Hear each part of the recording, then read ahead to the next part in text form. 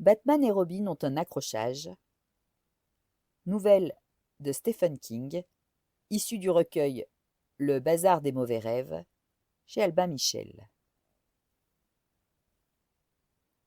Sanderson voit son père 2 fois par semaine. Le mercredi soir, après avoir fermé la bijouterie que ses parents ont ouverte il y a longtemps, il parcourt les 5 kilomètres jusqu'au manoir de la Franche-Rigolade pour rendre visite à Pop, généralement dans la salle commune. Dans sa suite, si Pop est dans un de ses mauvais jours. Presque tous les dimanches midi, Sanderson l'amène déjeuner en ville. L'établissement dans lequel Pop vit les dernières brumeuses années de sa vie s'appelle en réalité l'unité de soins spécialisés des moissons dorées. Mais Sanderson trouve Manoir de la Franche-Rigolade plus adapté. Le temps qu'ils passent ensemble n'est pas si pénible que ça finalement. Et pas seulement parce que Sanderson n'a plus à changer les draps du vieux quand il pisse au lit, ou à se lever au beau milieu de la nuit quand Pop se met à déambuler dans la maison en appelant sa femme pour qu'elle lui fasse des œufs brouillés, ou en alertant Sanderson que les satanés fils Frédéric sont dans le jardin de derrière en train de boire et de brailler. Doris Sanderson est décédée depuis 15 ans et les 3 fils Frédéric, devenus des hommes, ont déménagé depuis longtemps. Il y a une vieille blague qui dit « La bonne nouvelle, avec Alzheimer, c'est que tu rencontres des gens nouveaux tous les jours. » Sanderson a découvert que la vraie bonne nouvelle, c'est que le scénario change rarement. Ce qui veut dire qu'on n'a pratiquement jamais à improviser. Le restaurant Applebee's, par exemple. Bien qu'il déjeune dans le même tous les dimanches midi, depuis plus de 3 ans maintenant, Pop répète presque à chaque fois la même chose. C'est pas si mal ici. Il faudra qu'on revienne. Il commande toujours un steak haché à point, et quand arrive le moment du pudding de pain, il dit à Sanderson que celui de sa femme est meilleur. L'année dernière, le pudding de pain ne figurait pas au menu de l'Applebee's de Commerce Way. Alors, Pop, après avoir demandé à Sanderson de lui lire la carte des desserts 4 fois et passé 2 interminables minutes à se décider, avait commandé le crumble aux pommes. Quand le crumble était arrivé, Pop avait fait remarquer que Dory servait les siens avec de la crème fraîche épaisse. Puis il était resté assis là, à regarder la route derrière la vitre. La fois d'après, il avait fait la même remarque, mais mangé tout le crumble et raclé l'assiette. Il se souvient généralement du nom de Sanderson et de leur lien de parenté. Mais il arrive qu'il l'appelle Reggie, le nom de son autre fils, mort il y a 40 ans. Lorsque Sanderson se prépare à quitter sa suite le mercredi ou le dimanche, après avoir ramené son père au manoir de la Franche-Rigolade, Pop le remercie invariablement en lui promettant que la prochaine fois, il sera en meilleure forme. Dans ses jeunes années, avant de rencontrer Dory Levin, qu'il avait civilisé, le futur père de Sanderson était ouvrier dans le pétrole au Texas. Et parfois il lui arrive de redevenir cet homme frustre qui n'aurait jamais imaginé devenir un jour un bijoutier prospère de San Antonio. En de telles occasions, il est confiné dans sa suite. Une fois, il avait renversé son lit et été récompensé de ses efforts par un poignet cassé. Quand l'aide-soignant de service, José, le préféré de Pop, lui avait demandé pourquoi il avait fait ça, Pop avait répondu que c'était parce que ce putain de Gunton voulait pas baisser sa radio. Il n'y a pas de Gunton, évidemment. Pas ici. Quelque part dans le passé, peut-être. Sûrement. Récemment, Pop s'est mis à la kleptomanie. Les aides-soignants, infirmiers et médecins ont trouvé tout un tas de choses dans sa chambre. Des vases, des couverts en plastique du réfectoire, la télécommande de la salle commune. Un jour, José a découvert sous le lit de Pop une boîte à cigares El Producto, remplie de diverses pièces de puzzle et d'une centaine de cartes de jeu des assorties. Pop ne sait dire à personne, y compris son fils, pourquoi il prend ces choses, et il nie généralement les avoir prises. Une fois, il a dit à Sanderson que Gunderson essayait de lui attirer des ennuis. « Tu veux dire Gunton, Pop ?» avait demandé Sanderson. Pop avait agité une main osseuse, semblable à du bois flotté. Ce type a jamais été intéressé que par les gonzesses. C'était le chien en rue de Gonzesseville. Mais la phase kleptomane semble passer. C'est du moins ce que dit José. Et ce dimanche, son père est plutôt calme. Ce n'est pas un de ces jours de grande clarté, mais pas non plus un des plus mauvais. Ça suffit pour l'Applebee's, et s'ils peuvent terminer le repas sans que son père se pisse dessus, ce sera parfait. Il porte des couches pour incontinence, mais il y a quand même l'odeur. C'est pour ça que Sanderson leur prend toujours une table d'angle. Ça ne pose pas de problème. Ils déjeunent à 14 heures, et à cette heure-là, la foule des fidèles sortant de la messe est déjà de retour à la maison, à regarder le baseball ou le football américain à la télé. « Mais qui êtes-vous » demande Pop dans la voiture. C'est une belle journée, mais froide. Avec ses lunettes de soleil surdimensionnées et son pardessus en laine, il ressemble pas mal à l'oncle Junior, le vieux gangster dans Les Sopranos. « Je suis Dodgy, » dit Sanderson, « ton fils. »« Je me souviens de Dodgy, » dit Pop, « mais il est mort. »« Non, Pop, non, c'est Reggie qui est mort. Il... » Sanderson s'interrompt, attendant de voir si Pop finira sa phrase. Mais non. « Il a eu un accident. »« Sous, n'est-ce pas ?» demande Pop. Ça fait mal. Même après toutes ces années. C'est la mauvaise nouvelle avec ce dont souffre son père. Il est capable de cruautés passagères qui, bien qu'involontaires, peuvent terriblement blesser. Non, dit Sanderson. Ça, c'est le jeune qui l'a renversé, et qui s'en est sorti avec juste quelques égratignures. Le jeune en question doit avoir la cinquantaine à présent, et probablement les tempes grisonnantes. Sanderson espère que la version adulte du gamin qui a tué son frère souffre d'une scoliose. Il espère que sa femme est morte d'un cancer des ovaires, qu'il a eu les oreillons et qu'il est devenu aveugle et stérile. Mais il va sûrement très bien. Gérant de supermarché quelque part. Peut-être même, Dieu les en garde, d'un Applebee's. Pourquoi pas? Il avait 16 ans. De l'histoire ancienne. Erreur de jeunesse. Dossier certainement scellé. Et Reggie. Mis sous scellé lui aussi. Des os dans un costume sous une pierre tombale, à Mission Hill. Certains jours, Sanderson n'arrive même pas à se rappeler à quoi il ressemblait. Dodgy et moi, on jouait à Batman et Robin, dit Pop. C'était son jeu préféré. Il s'arrête au feu à l'intersection de Commerce Way et d'Airline Road, où, plus tard, les ennuis vont arriver. Sanderson regarde son père et sourit. « Ouais, papa, bien. On s'est même déguisé comme ça pour Halloween une année. Tu te souviens? J'avais réussi à te convaincre. Le justicier masqué et l'enfant prodige. » Pop regarde à travers le pare-brise de la Subaru de Sanderson. Il ne dit rien. À quoi pense-t-il? Ou bien, sa pensée est-elle devenue une onde plate? Sanderson imagine parfois le son que pourrait produire cette onde plate. Comme le bourdonnement de la vieille myrrhe à la télé, bien avant le câble et le satellite. Sanderson pose la main sur la manche de son pardessus et presse affectueusement son bras maigre. T'étais complètement bourré, et maman était folle de rage. Mais je me suis bien amusée. Ça a été mon meilleur Halloween. « Je n'ai jamais bu devant ma femme, » réplique Pop. Non, pense Sanderson, alors que le feu passe au vert. Pas après qu'elle t'en a fait passer l'envie. Tu veux de l'aide avec le menu, Pop? Je sais lire, lui répond son père. Non, il ne sait plus. Mais le coin où se trouve leur table est lumineux et il peut toujours regarder les images, même avec ses lunettes de soleil de gangster, oncle Junior, sur le nez. De plus, Sanderson sait ce qu'il va commander. Quand le serveur arrive avec leur thé glacé, Pop dit qu'il prendra le steak haché à point. « Je le veux rose, hein, mais pas rouge, dit-il. S'il est rouge, je le renvoie. » Le serveur hoche la tête. Comme d'habitude. Pop le dévisage d'un œil soupçonneux. « Salade de blé ou salade de choux ?» Pop renacle. « Vous plaisantez? Les gens étaient fauchés comme les blés. On ne vendait même pas de bijoux fantaisie. Je ne vous parle même pas du haut de gamme. »« Il prendra le chou, dit Sanderson. Et moi, je prendrai... »« Fauchés comme les blés, répète Pop avec emphase, et il jette un regard impérieux au serveur sous-entendant. Oserez-vous me contredire?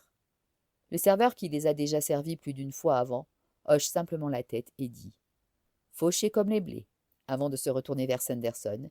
Et pour vous, monsieur? Il mange. Pop refuse de retirer son pardessus. Sanderson demande alors un bavoir en plastique et l'attache autour du cou de son père. Pop ne proteste pas, ne s'en rend peut-être même pas compte. Un peu de sa salade de choux atterrit sur son pantalon, mais le bavoir rattrape la plupart des gouttes de sauce aux champignons. Alors qu'ils sont en train de terminer leur plat, Pop informe la salle presque vide qu'il a tellement envie de pisser qu'il va exploser. Sanderson l'accompagne aux toilettes pour hommes. Son père le laisse défaire sa braguette, mais quand Sanderson entreprend de baisser l'élastique de sa couche, Pop lui donne une tape sur la main. « Ne t'occupe jamais de l'arrosoir d'un autre homme, mon garçon, » dit-il contrarié. « On ne t'a donc pas appris ça ?» Ça réveille un vieux souvenir. Dudji Sanderson, debout devant les toilettes, son short sur les chevilles, et son père, à genoux, à côté de lui exposant la marche à suivre. Quel âge avait-il alors? 3 ans? 2 ans seulement. Oui, peut-être 2 seulement. Mais le souvenir est limpide, comme un brillant éclat de verre au bord de la route, si parfaitement positionné qu'il laisse une image résiduelle sur la rétine. « Dégaine, vise, et quand t'es prêt, tu tires !» dit Sanderson. Pop lui jette un regard soupçonneux, puis lui fend le cœur d'un sourire. « C'est ce que je disais à mes garçons quand je leur apprenais à faire pipi tout seul, » dit-il. Dory disait que c'était mon boulot, et Dieu sait que je l'ai fait. Il déverse à un torrent dont la majeure partie atterrit miraculeusement dans l'urinoir. L'odeur est aigre et sucrée. Le diabète. Mais quelle importance. Sanderson pense parfois que le plus tôt sera le mieux. De retour à leur table, le bavoir toujours autour du cou, Pop rend son verdict. « C'est pas si mal ici. Faudra qu'on revienne. » Un petit dessert, Pop? Pop réfléchit à la proposition, le regard perdu au dehors, la bouche ouverte. Ou bien est-ce juste l'onde plate? Non, pas cette fois. Pourquoi pas? J'ai encore de la place. Il commande le crumble aux pommes. Pop considère la boule de glace à la vanille posée dessus, ses sourcils froncés se rejoignant en broussailles au milieu. Ma femme le servait avec de la crème fraîche épaisse. Elle s'appelait Dory, le diminutif de Dorine. Comme dans le Mickey Mouse Club. Miska Moska Mickey Mouse. Je sais, Pop. Mange. Tu es Dudji? Ouais. Vraiment? Tu ne me fais pas marcher? Non, papa. C'est moi, Dudji. Son père approche de sa bouche une cuillère dégoulinante de glace et de pommes. On l'a vraiment fait, n'est-ce pas? Fait quoi? Halloween, déguisé en Batman et Robin. Sanderson rigole, surpris. Un peu qu'on l'a fait. Maman disait que j'étais né idiot, mais que toi, tu n'avais aucune excuse. Et Reggie voulait pas s'approcher de nous. Ça l'écœurait. J'étais saoul, dit Pop. Puis il commence à manger son dessert. Le crumble terminé, il rote, montre du doigt la fenêtre et dit « Regarde ces oiseaux là-bas. C'est quoi déjà ?» Sanderson regarde. Les oiseaux sont agglutinés sur une benne à ordures sur le parking. Il y en a d'autres sur la clôture juste derrière. Ce sont des corbeaux, Pop. Seigneur, je suis au courant, dit Pop. Les corbeaux n'étaient pas un problème à l'époque. On avait un pistolet à billes. Bien, écoute-moi maintenant. Il se penche vers lui, l'air sérieux. Sommes-nous déjà venus ici? Sanderson réfléchit aux possibles considérations d'ordre métaphysique inhérentes à la question, puis dit « Oui, on vient ici presque tous les dimanches. Eh bien, ma foi, ce n'est pas trop mal. Mais je crois que nous devrions rentrer. Je suis fatigué. Je veux faire une machine-chose, là. » Une sieste? Une machine-chose, là, répète Pop en lui décochant ce regard impérieux. Sanderson fait signe pour l'addition. Pendant qu'il est en train de payer au comptoir, Pop s'en va, les mains dans les poches de son pardessus. Sanderson récupère sa monnaie en vitesse et doit courir pour rattraper Pop à la porte avant qu'il ne parte en vadrouille sur le parking, ou carrément sur la 4 voies encombrée de Commerce Way. « C'était une bonne soirée, dit Pop, alors que Sanderson lui attache sa ceinture. « Quelle soirée? Halloween, andouille! Tu avais 8 ans. C'était donc en 1959. Tu es né en 51. Sanderson regarde son père, ahuri, mais le vieil homme fixe la circulation droit devant lui. Sanderson ferme la portière côté passager, contourne le capot de sa Subaru, s'installe au volant. Ils ne disent plus rien sur 2 ou 3 blocs et Sanderson présume que son père a déjà tout oublié, mais non. Quand on est arrivé chez les Forrester, en haut de la côte, tu te souviens de la côte, n'est-ce pas? Church Street Hill, bien sûr. C'est ça. Norma Forrester a ouvert la porte et à toi, elle t'a dit, avant que tu le dises, elle t'a dit « Farce ou bonbon ?» Et puis elle s'est tournée vers moi et m'a dit « Farce ou boisson ?» Pop émet un son de gond rouillé que Sanderson n'a pas entendu depuis 1 an, voire plus. Il se tape même la cuisse. « Farce ou boisson ! Quel comique ! Tu t'en souviens, n'est-ce pas ?» Sanderson essaie en vain. Tout ce dont il se souvient, c'est à quel point il était heureux d'avoir son père avec lui, même si le costume de Batman du dit père, confectionné à la va-vite, était plutôt nul. Un pyjama gris avec l'emblème de la chauve-souris dessiné au feutre sur le devant. La cape, découpée dans un vieux drap. La ceinture utilitaire de Batman était une ceinture en cuir dans laquelle son père avait coincé un assortiment de tournevis et de burins. Il y avait même une clé à molette, prise dans la caisse à outils du garage. Le masque était une cagoule mangée au mythe que Pop avait remontée sur son nez de manière à ce que l'on voie sa bouche. Avant de partir, debout devant le miroir du couloir, il avait tiré sur les 2 côtés du sommet de la cagoule, les modelants, pour en faire des oreilles, mais ça n'avait pas tenu. « Elle m'a proposé une bouteille de Shiner, » dit Pop. Ils ont remonté Commerce Way sur 9 blocs à présent, et ils approchent de l'intersection avec Airline Road. « Et t'as accepté ?» Pop est lancé. Sanderson adorerait qu'il continue comme ça jusqu'au manoir de la Franche-Rigolade. « Bien entendu !» Il reste silencieux. Alors que l'intersection se rapproche, les 2 voies de Commerce Way se séparent en 3 voies. La plus à gauche est celle pour tourner. Le feu pour continuer tout droit est au rouge, mais la voie de gauche est surmontée d'une flèche verte. « Cette gonzesse avait les nichons comme des oreillers. C'est le meilleur coup que j'ai jamais eu. » Oui, ça blesse. Sanderson le sait d'expérience, mais aussi parce qu'il discute avec les autres visiteurs qui ont de la famille au manoir. La plupart du temps, ce n'est pas volontaire, mais c'est douloureux quand même. Le peu de souvenirs qu'il leur reste est en pagaille, comme les pièces de puzzle volées que José a trouvées dans la boîte à cigares sous le lit de Pop. Et il n'y a personne pour les réorganiser. Aucun moyen de séparer les souvenirs, dont il fait bon parler, de ceux qu'il vaut mieux taire. Sanderson n'a jamais eu la moindre raison de croire que son père a été autre chose que fidèle à sa femme pendant leurs 40 et quelques années de mariage. Mais n'est-ce pas là une supposition que font tous les enfants devenus adultes, surtout si leurs parents ont formé un couple paisible et convivial? Il quitte la route des yeux pour regarder son père, et c'est la raison pour laquelle survient un accident, au lieu d'un de ces presque accidents comme il en arrive toujours sur les artères encombrées de type Commerce Way. Néanmoins, ce n'est pas un accident très grave, et même si Sanderson sait qu'il a relâché son attention pendant 1 seconde ou 2, il sait aussi qu'il n'est pas en tort. Un de ces pick-up, rehaussé avec roues surdimensionnées et rangé de phares sur le toit de la cabine, se rabat sur sa voie pour essayer de rejoindre celle de gauche avant que la flèche ne passe au rouge. Il n'a pas de clignotant arrière. Ça, Sanderson le remarque juste au moment où l'avant gauche de son capot entre en collision avec l'arrière du pick-up. Lui et son père sont projetés en avant, retenus par leur ceinture bouclée. Et une crête se soulève brusquement au milieu du capot, auparavant intact de sa Subaru. Mais les airbags ne se déclenchent pas. On entend un tintement de verre brisé. « Connard !» hurle Sanderson. « Nom de Dieu !» Puis il commet une erreur. Il appuie sur le bouton qui abaisse sa vitre, sort son bras et brandit son majeur en direction du pick-up.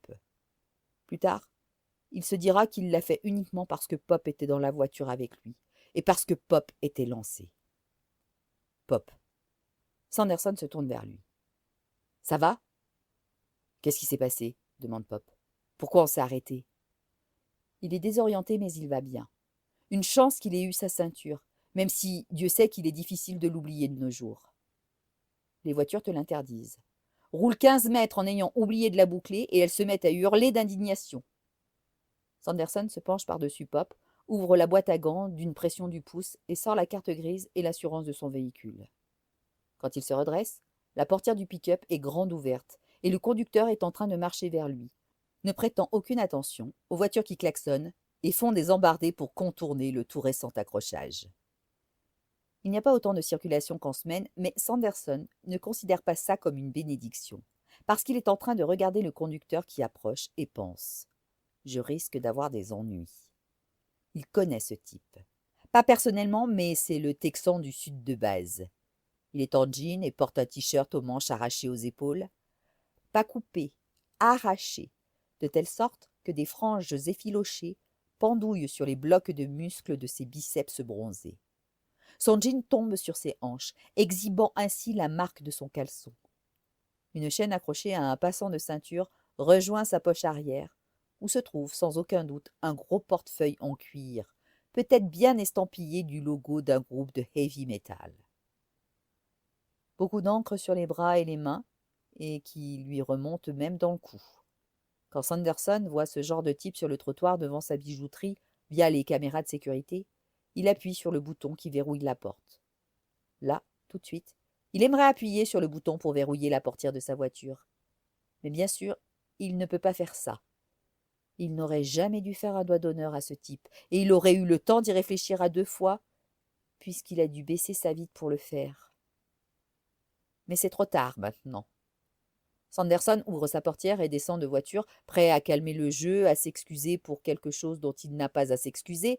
C'est ce type qui lui a coupé la route, pour l'amour du ciel, mais voilà autre chose, quelque chose qui lui hérisse la peau des bras et de la nuque, dégoulinante de sueur maintenant qu'il est sorti de la voiture climatisée, de petits piquants de désarroi. Les tatouages du type sont grossiers et brouillons. Des chaînes autour des biceps, des épines encerclant ses avant-bras, un poignard sur le poignet avec une goutte de sang perlant au bout de la lame. C'est pas des tatouages de studio, ça. C'est des tatouages de prison. Le tatoué doit faire au moins 1,90 m dans ses bottes et peser dans les 90 kilos. Sanderson mesure 1,80 m et pèse 72 kilos. Écoutez, je suis désolé de vous avoir fait un doigt d'honneur, dit Sanderson. J'ai pas réfléchi, c'est sorti tout seul. Mais vous avez changé de voix. Regarde ce que t'as fait à ma caisse, dit le tatoué. Ça fait pas 3 mois que je l'ai. Il faut qu'on échange nos assurances. Il leur faut aussi un flic. Sanderson regarde autour de lui, mais ne voit que des badauds, ralentissant pour évaluer les dégâts, puis réaccélérant. Je peux à peine rembourser le crédit de cette chienne de bagnole. Tu crois vraiment que j'ai une assurance? T'es obligé d'avoir une assurance, pense Sanderson. C'est la loi.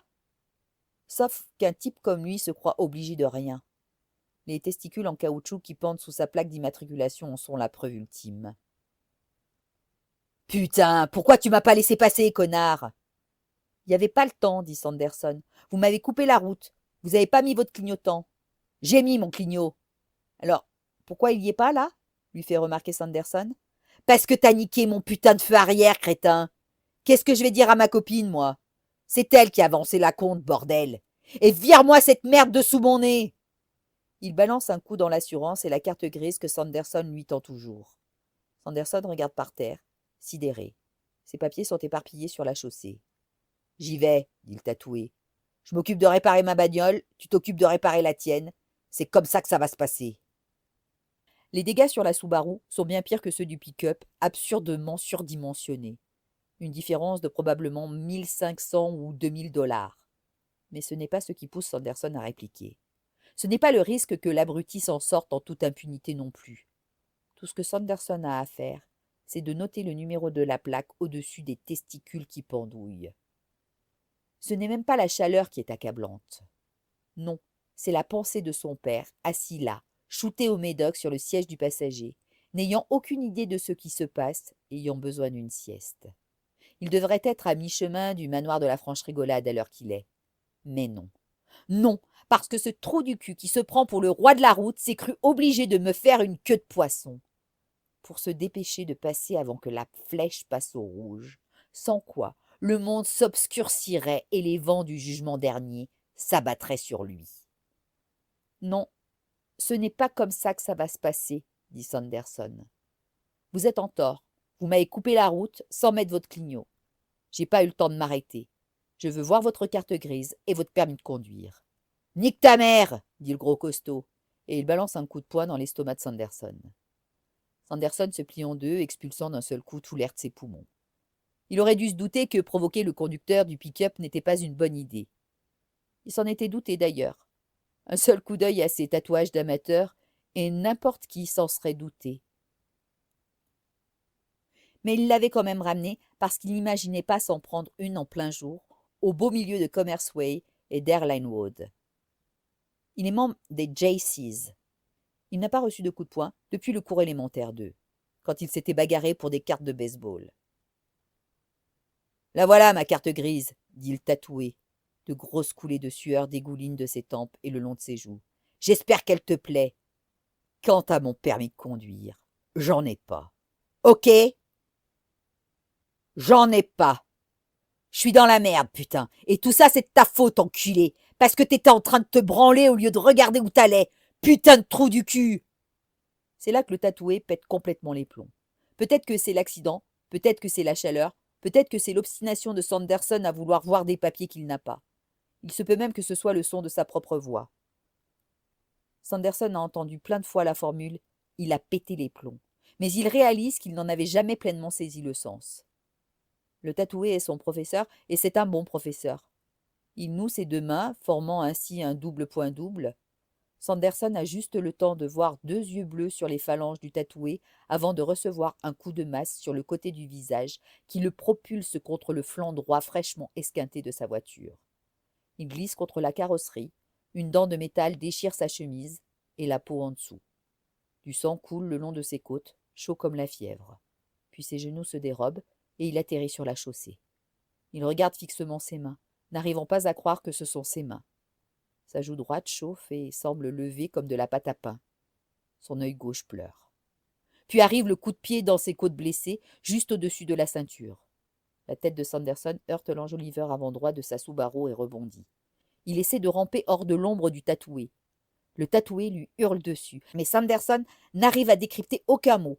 Ça fait juste « wa wa wa wa wa », le bruit que font les adultes quand ils parlent aux enfants dans les dessins animés de Snoopy. Il a envie de dire au tatoué « Ok, il n'y a pas de lézard, on lâche l'affaire ». Il a envie de dire « C'est bon, il n'y a pas mort d'homme », même s'il a l'impression que ça pourrait bien arriver. « Reprends ton chemin, je reprends le mien. Bon vent. Et à demain, les Musketeers !» Sauf qu'il n'arrive pas à reprendre son souffle.